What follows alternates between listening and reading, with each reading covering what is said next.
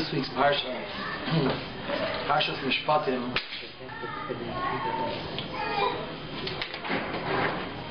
is the basis for what we call in the secular world is the basis for what we call civil law.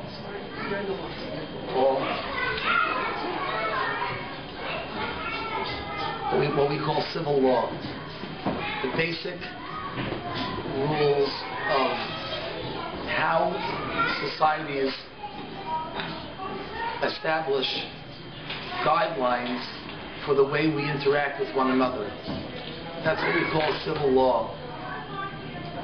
How do neighbors live with one another? How do we care for one another's property? How one is to make sure that their property shouldn't damage somebody else's.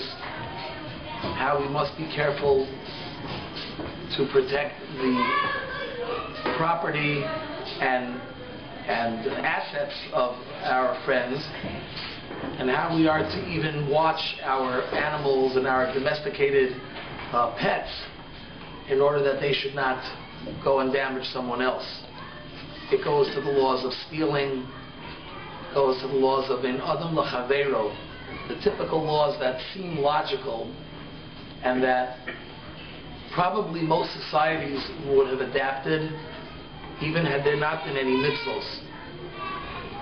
And the question is quite simple, that if these are laws that are logical, then why must they be God ordained? Why must they be handed down from HaKadosh Baruch Hu? Why must they be divinely presented to us if they are laws that seem to be logical? In fact, at the very beginning of the parsha, starts with the words Ve'ela ha-mishpatim asher tasim lifneihem. And these are the laws. We all know if somebody's beginning a conversation or beginning a lecture, they do not start a lecture with the word and. And I would like to address the entire congregation. I would like to address, I have a number of words to say by saying, and these are the laws. There seems to be some type of a hint here that the vav, we all know why a vav is called a vav. The translation of the letter vav is what? And what is a vav? By a definition, a vav is a hook. Right? That's why it's shaped like this. Right? A vav is what it is. It's a hook. Right? Vavei ha'amudim are the hooks that were on each of the pillars that hung curtains on them. So the purpose of a vav is to connect two things one with another. It provides a connection. So Rashi says that whenever it says the word eile, it's coming to negate that which preceded it. But when it says ve'ele, then it's coming to connect with the vav to that which comes before. And in last week's parsha, Parshas Yisro, we know was Kabbalas HaTorah. So Rashi says the message of the pasuk is clear. Ve'ele ha-mishpatim says these seemingly logical laws of domestic peace, harmony, getting along with one another, are also said from Sinai. Just like the laws of Shabbos, and the laws of Kibbud Av V'Aim, and the laws of Avodah Zarah, and the laws of not carrying the name of Hashem in vain, these mitzvahs also, of getting along, bless you, these mitzvahs that of just getting along, are also said from Sinai. And the question is quite obvious. Why is the Torah going out of its way? Why is Hashem stressing that the laws that seem logical come from Sinai as well? And I heard a teretz which is sometimes a little bit tough to take, but I think it's very, very apropos to our day-to-day lives.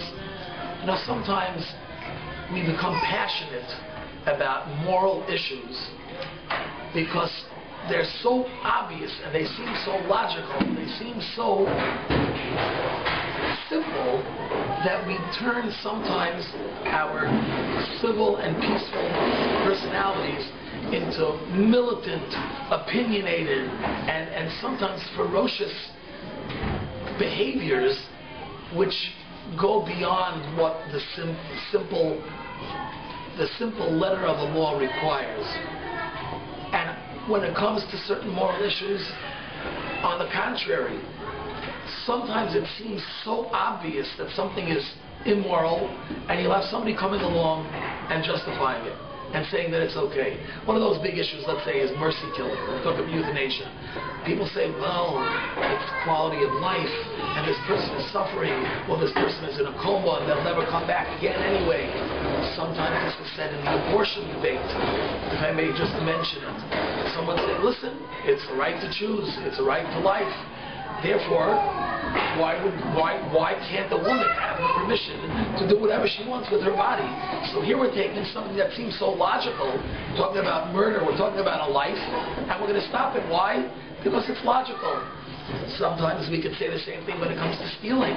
Well, I have a right to take this and this, I have a right to park my car here, because after all, they did this or they did that. The Mishpatim says that we inject spirituality even to that which seems mundane. Something that seems so obvious.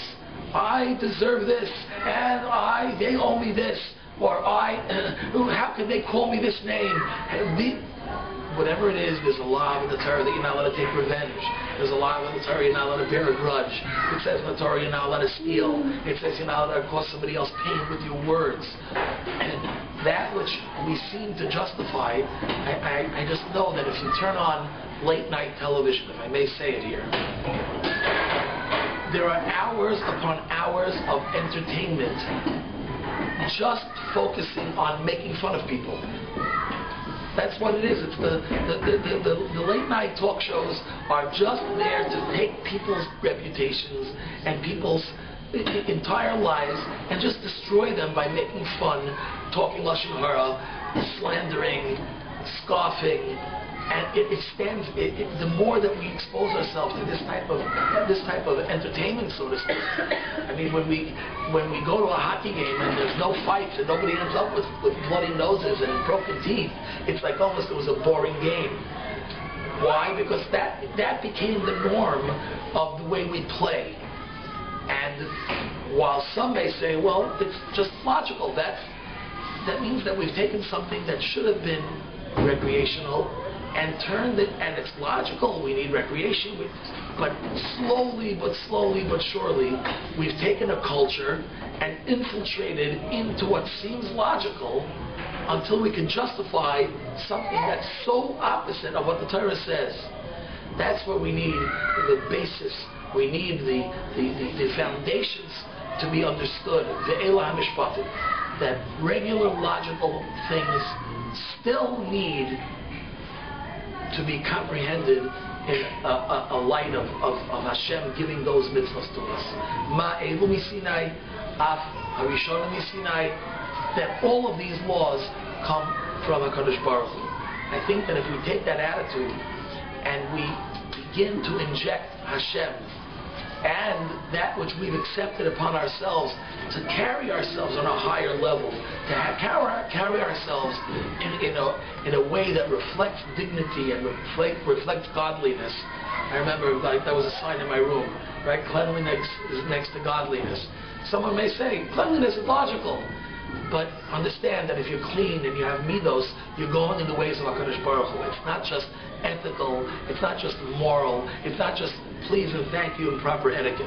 When we act in a way that midos tovos are the identity by which we personify ourselves, so then we truly get the name of the Am Hashem, the nation of Hashem, a nation that HaKadosh Baruch Hu will be proud of, and a name that each and every one of us can take pride in.